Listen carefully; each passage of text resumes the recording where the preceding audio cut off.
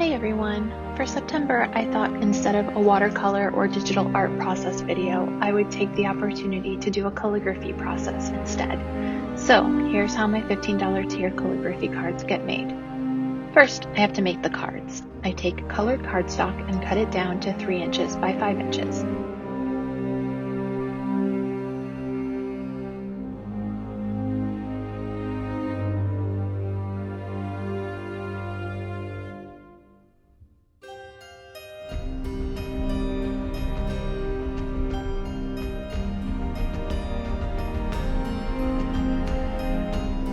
Next, I take whatever pigment or ink I'm using, in this case it's Calligraphy Fine Tech mica pigment, and get it ready to use.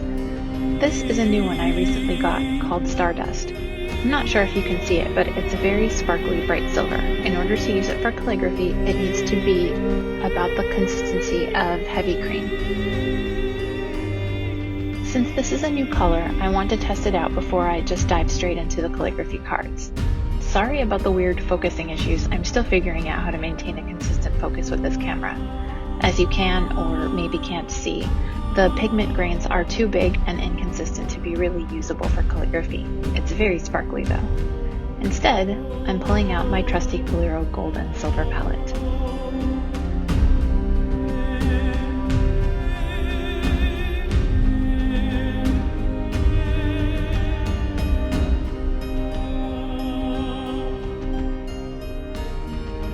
Here you can see the difference in coverage between the silver and Stardust. I'll use the silver as a base color and add in a little dab of Stardust for added luster and sparkle.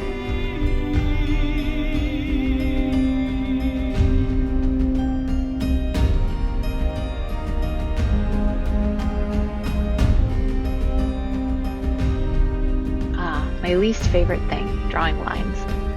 I do have a laser guideline that I use on a pretty regular basis, but I generally don't use it when I'm filming since it makes the camera do funny things.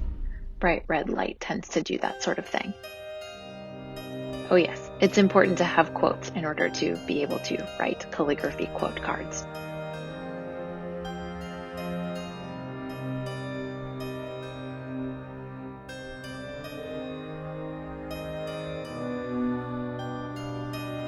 One of the frustrating things about using pencil lines on a darker cardstock is that unless you have light at a good angle to see a reflection, the guidelines are difficult to see.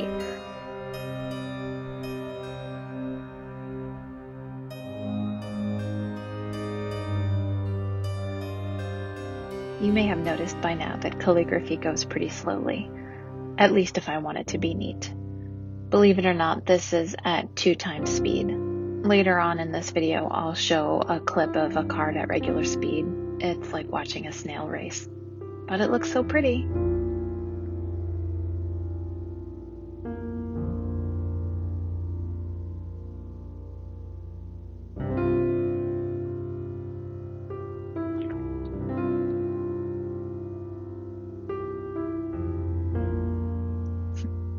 And I've messed up.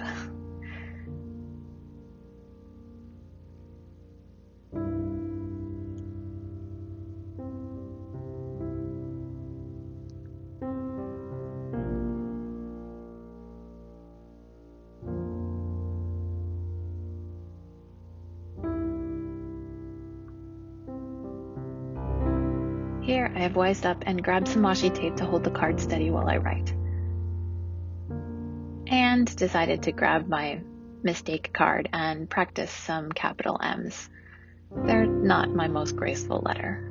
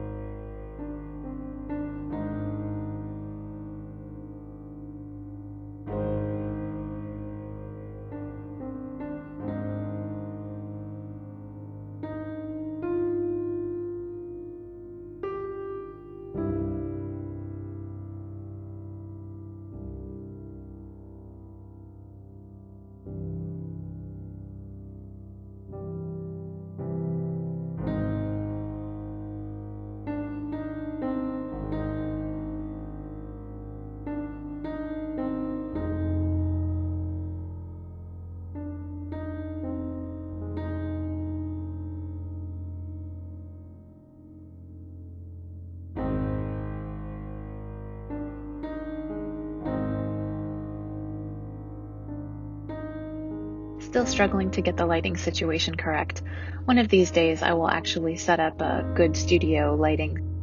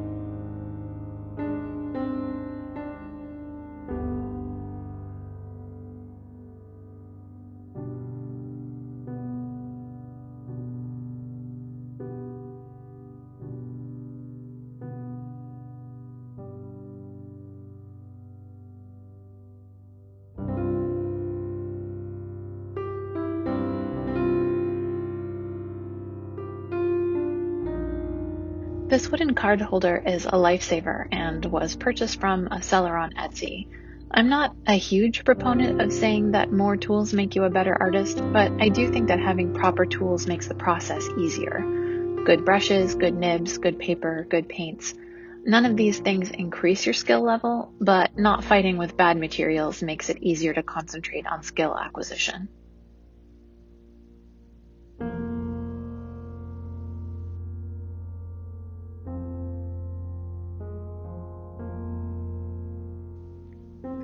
Okay, so I thought it would be interesting for everyone to see what an entire card's worth of calligraphy looks like in real time. Slower than one might think.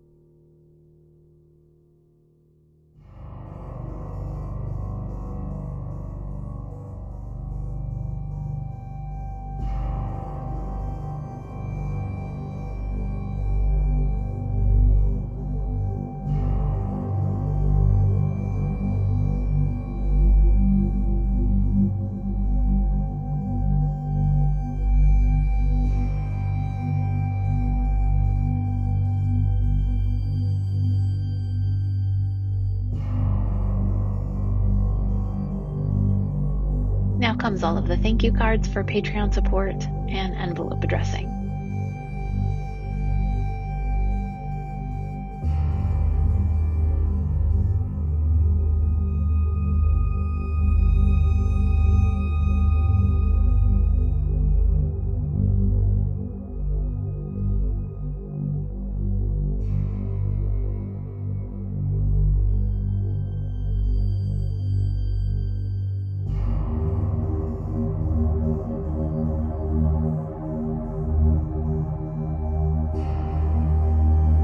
I tried to do every step all at once to make sure that everything flows nicely.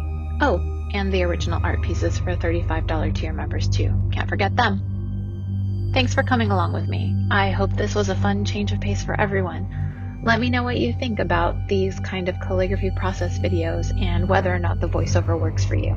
I'll be back next month with another process video. Bye!